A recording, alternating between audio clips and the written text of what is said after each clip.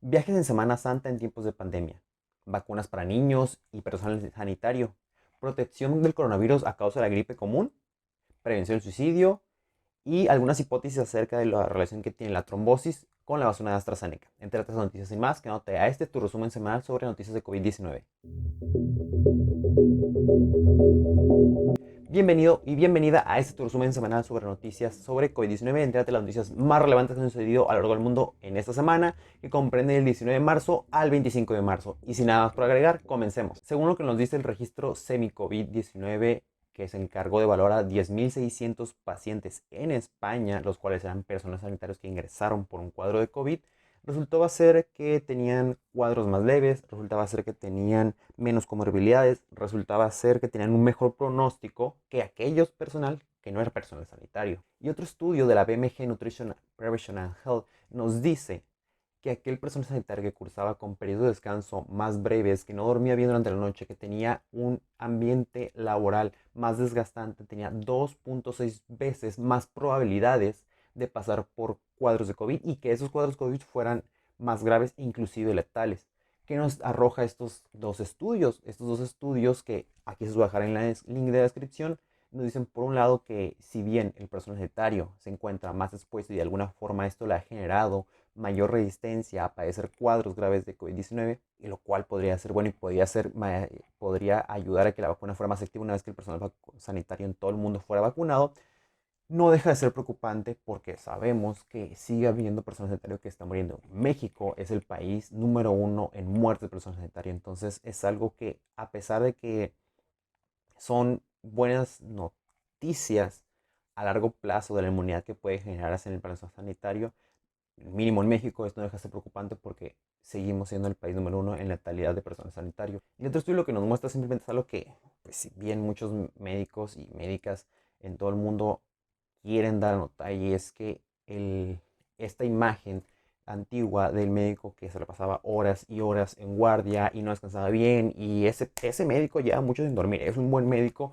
realmente actualmente con las evidencias científicas lo único que nos está demostrando es que estos periodos de descanso no son buenos ni para la salud ni para el rendimiento del personal sanitario. De cualquier forma, ustedes saquen sus conclusiones de estas noticias que están ahí abajo en la descripción. Y nos vamos con esta noticia que nos dice que la pandemia golpea fuerte en Latinoamérica y que la OPS ha tomado medidas para tratar de controlar las próximas olas de contagio. ¿A qué se refiere esto? Pues como muchos sabemos, esta semana inicia el periodo de Semana Santa, vacaciones primaverales, como le quieran llamar, y pues es un periodo de descanso donde comúnmente las personas, o antes de pandemia sobre todo, pues iban a descansar a vacaciones a lugares a la playa, iban a conocer inclusive, iban de viaje a lo mejor con sus familiares. Es una temporada de fiesta. La cosa es que estamos en una pandemia y aunque todos sabemos que esto está muy lejos de ser controlado, pues lo que nos dice las redes sociales, lo que nos dice los páginas de vuelo es que las personas no van a dejar viajar esta Semana Santa. Inclusive aquí les voy a dejar fotos de cómo han estado muchos aeropuertos estos días antes de que inicie el previo a Semana Santa. Y es que es algo preocupante porque Sudamérica en las últimas semanas ha llegado a su pico máximo de lo que va la pandemia en número de contagios y casos. Sobre todo la situación es alarmante en países como por ejemplo Brasil.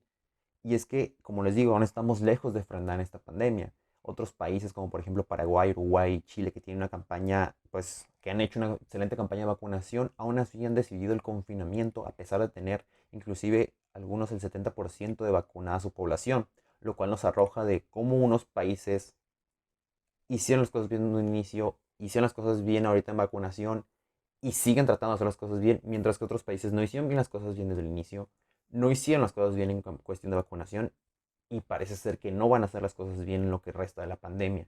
¿En qué se traduce eso? Que pues, son los países que más casos de muertes y casos han tenido. Brasil es por un lado en caso de Sudamérica, México es el otro caso acá en Norteamérica, donde, repito, somos el país número uno en muertes de personal sanitario. Y es que el martes pasado, el martes 23, la directora de la Organización Panamericana de la Salud, Clarice Etienne, lanzó un comunicado a todos los países y a la población en general, donde nos decía que a pesar de que se ha lanzado con grandes esfuerzos y con algunos buenos resultados en varios países en campaña de vacunación, aún así la población en general corre bastante riesgo de contagiarse y morir. Y es que si bien por un lado hay varias personas que ya se encuentran vacunadas, por el otro tenemos otras personas que no han sido vacunadas o otras personas que pues tienen su esquema de vacunación incompleto y al final de cuentas esto se traduce en que son un foco posible de infección o de transmisión del virus. Y esto que lleva a que la pandemia siga sin ser controlada, que se alargue la pandemia y que haya más muertes. Y es que la Organización Panamericana de la Salud está especialmente preocupada por las variantes del COVID, especialmente la P1 y la B117. Son variantes que, por ejemplo, la P1 ha demostrado variedad de defensas a los anticuerpos para poder controlar la enfermedad. Y, por ejemplo, la B117 es una variante que en España ya ha mostrado una gran tasa de contagios. Por esto, y en evidencia de lo que pasó a finales, en las fiestas de final de año de 2020, que bueno que acabó el 2020, la Organización Panamericana de la Salud desalentó totalmente a la población en general de hacer vuelos, de hacer viajes, de que simplemente se mantengan en casa o que simplemente mantengan el distanciamiento social lo más posible. De cualquier forma, lo que sí es seguro es que se va a venir una tercera ola en México, se va a venir no sé qué ola vaya a suceder en el país donde estás viendo esto. ¿Cuál es mi recomendación? Sigue lavándote las manos, sigue usando cubrebocas, trata de mantener el distanciamiento social lo más que puedas. Periodos de vacaciones, pues puedes descansar, puedes inclusive aislarte en la playa donde solo estés tú, aislarte en campando, haz un campamento en tu casa. Hay bastantes formas de disfrutar tus vacaciones sin que te expongas de más. Y de ahí nos vamos con el meme de ¿puede alguien pensar en los niños? ¿Y por qué hacemos esta pregunta? ¿Es posible que se alcance la inmunidad de rebaño, como se conoce, para el COVID-19 solamente vacunando a los adultos? Y es que un modelo inglés publicado en la revista The Lancet Infectious Disease proyectó lo que sería al término de vacunar a todos los adultos, lo que representaría a la inmunidad para el rebaño. Y esto nos dice que aún vacunando a todos los adultos británicos, esto no sería suficiente para crear la inmunidad de rebaño y que pueda darse el control total de la pandemia. Lo que este modelo nos arroja es que va a requerirse que gradualmente vaya disminuyendo como las restricciones. O sea, ¿a qué nos referimos a esto? Que posiblemente vayan disminuyendo poco a poco las restricciones a lugares para que puedan tener un aforo completo. Las medidas de sanidad, que por ejemplo en algunos lugares sea obligatorio el cubrebocas, poquito a poquito van a ir disminuyendo, así como más restricciones que pues ya bien conocemos de lo que ha ayudado a frenar un poco esta pandemia. Y es que a pesar de que se lleva a cabo la vacunación a todos los adultos o la mayor cantidad de adultos posibles, pues el virus va a seguir ahí hasta que obviamente poco a poco empiece a erradicarse porque menos personas van a empezar a contagiarlo. ¿Cómo se va a lograr esto? Con vacunación y con las medidas necesarias, en este caso pues lavado de manos, los cubrebocas y la distanciamiento social. Esto va a ayudar a que poco a poco vayan disminuyendo los contagios y con ello, a la larga, el COVID-19 o mínimo el COVID-19 como lo conocemos ahora, pues sean menos casos y sea una situación totalmente controlable. Y es que por otro lado, una visión anglosajona, el director del National Institute of Allergy and Infectious Disease en Estados Unidos, el doctor Anthony Fauci, él, bajo su opinión, él nos dice que realmente la inmunidad o la pandemia no está totalmente controlada hasta que se logre vacunar a los niños. Y esto, como sabemos, pues aún queda bastante tiempo para ello, porque las vacunas que se están aplicando actualmente, por ejemplo, Estados Unidos tiene una restricción de edad de 18 años en adelante o 16 años en adelante, depende de cuál de las dos se utilice.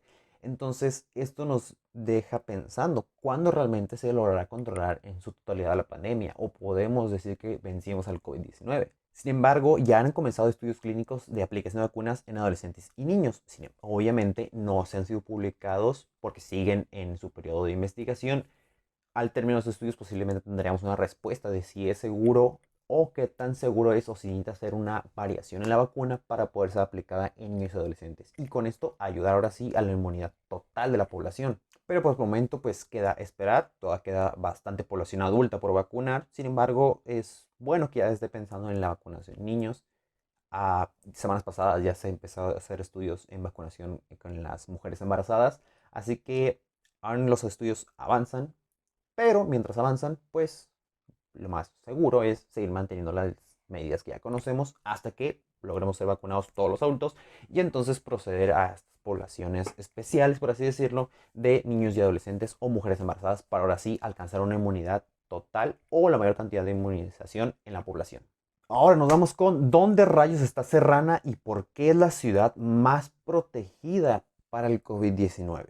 Y es que Serrana es un municipio de Sao Paulo con una extensión de aproximadamente 300 kilómetros que no supera una población cerca aproximadamente de 45.000 habitantes. ¿Y qué es lo que ha hecho el gobierno brasileño con esta población? Te preguntarás. Y es que Serrana ha vacunado al 97.3% de las personas mayores de 18 años. Y aunque no han recibido la inmunización total, aún han sido vacunados solamente en su primera dosis, falta la segunda dosis. Esto representa pues un hito de llamar la atención. Y es que esta densidad de población vacunada no la tienen países como Israel, que pues es el país que más se fue a la alza en materia de vacunar a su población. Y es que esto lo llamaron como el proyecto S. Pero, ¿qué es el proyecto S? Y es que el proyecto S es un proyecto liderado por el Instituto Butantan, que lo que busca es resolver esta pregunta. ¿Qué pasaría cuando tenemos a la mayor cantidad de la población vacunada? Lo que será de gran utilidad de este proyecto S de estar vigilando lo que pasa en Serrana, que para el 11 de abril completarían su segunda dosis de vacuna, completarían su esquema de vacunación, y al tener a tanta demografía, personas por cada 100.000 habitantes o personas vacunadas dentro de su población adulta, será un gran modelo predictivo para suponer qué pasará al término de las campañas de vacunación alrededor del mundo. Porque si bien esa es una población chica que va a estar controlada o que está siendo controlada para ver cómo tiene los efectos de la vacunación en una gran cantidad de población, será bastante interesante ver qué es lo que pasa de aquí a que el 11 de abril termine su segunda dosis, ¿no? Entonces, ¿qué va a pasar en los próximos meses o en los próximos meses en materia de prevención del COVID?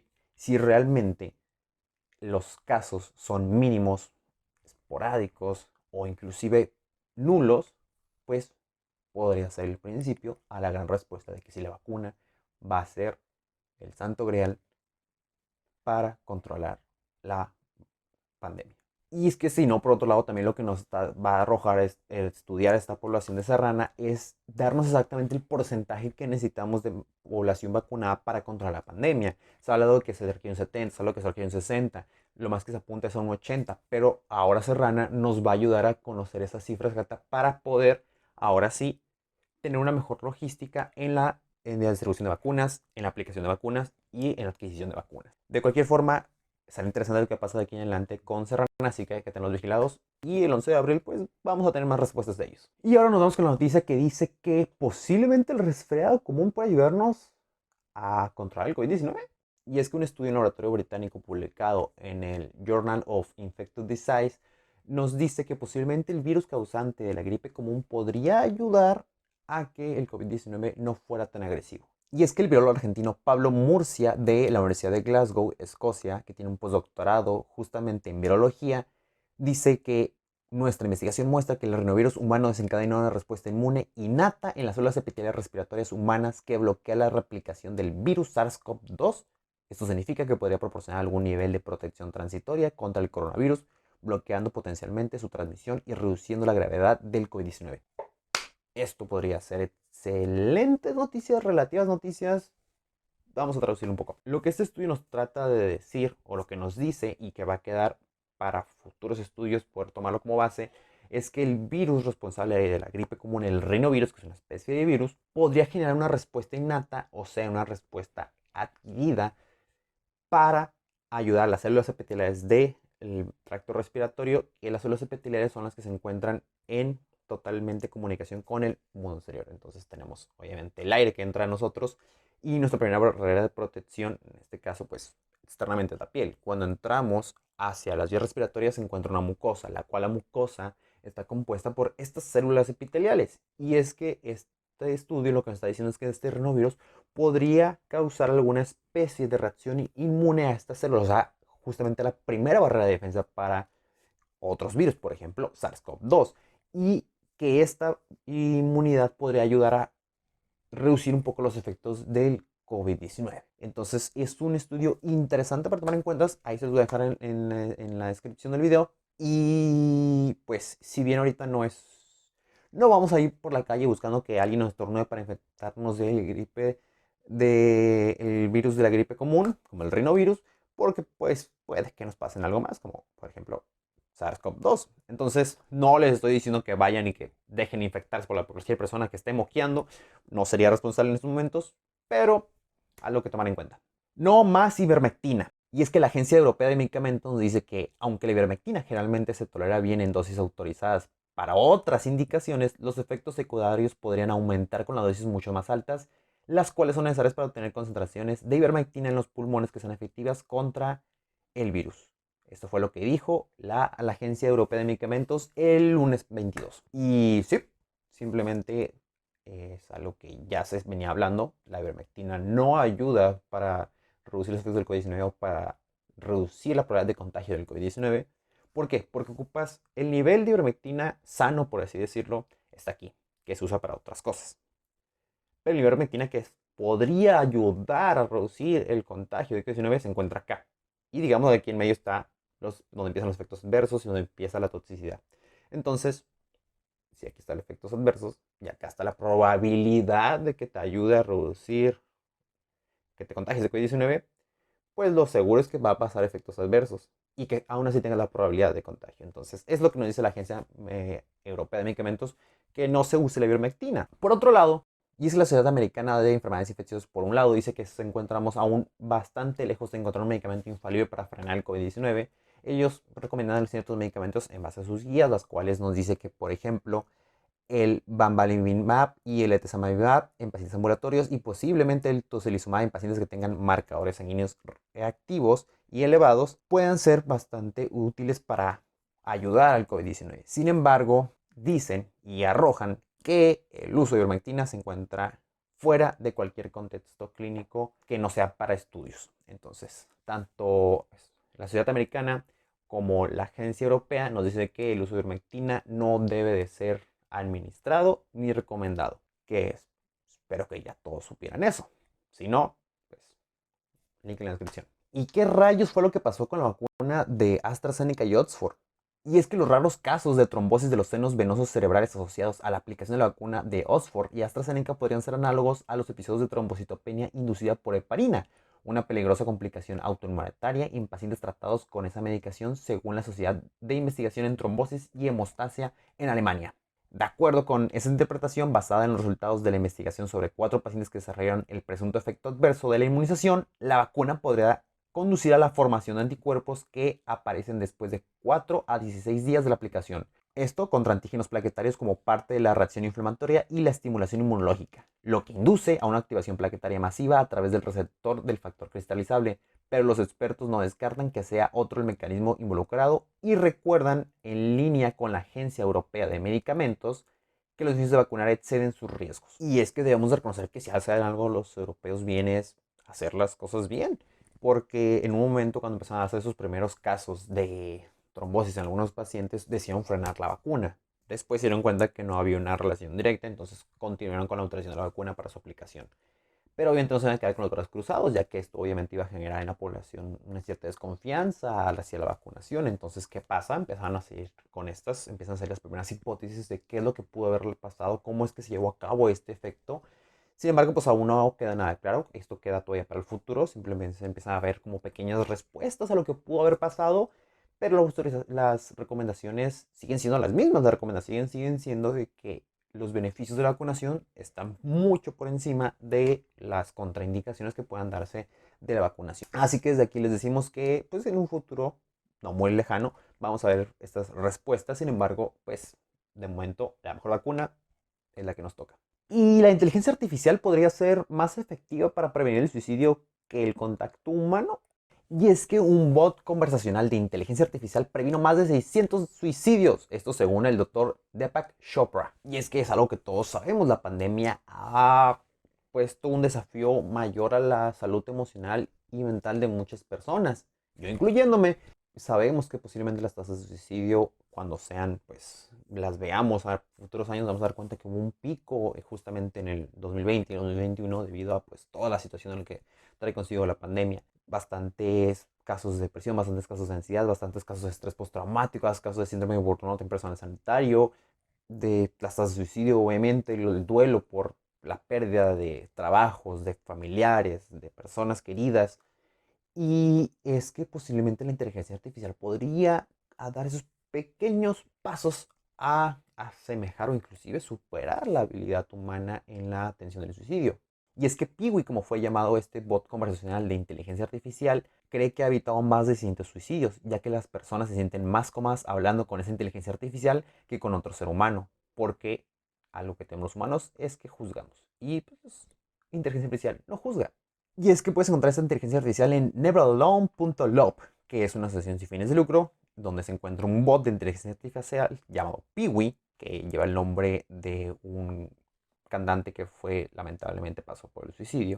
Entonces Piwi se encarga de generar conversaciones con millones de personas y pues en base a estas, obviamente no hay una forma de medir esto por el momento, sería interesante que un estudio se lleve a cabo para medir esto, y cree que ha rescatado a cientos personas de suicidarse.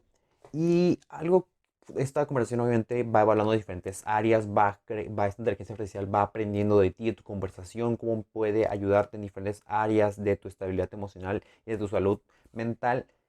Pero algo que podemos aprender de esta inteligencia artificial es justamente la justificación por la cual puede funcionar. Y es que el humano tiene un sesgo muy grande. El humano tiene el sesgo de ver la realidad desde su realidad.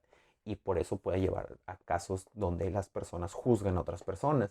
Y es lo que evita esta inteligencia artificial. Esta inteligencia artificial lo que evita es esta parte del juicio que tiene una persona al escuchar a otra.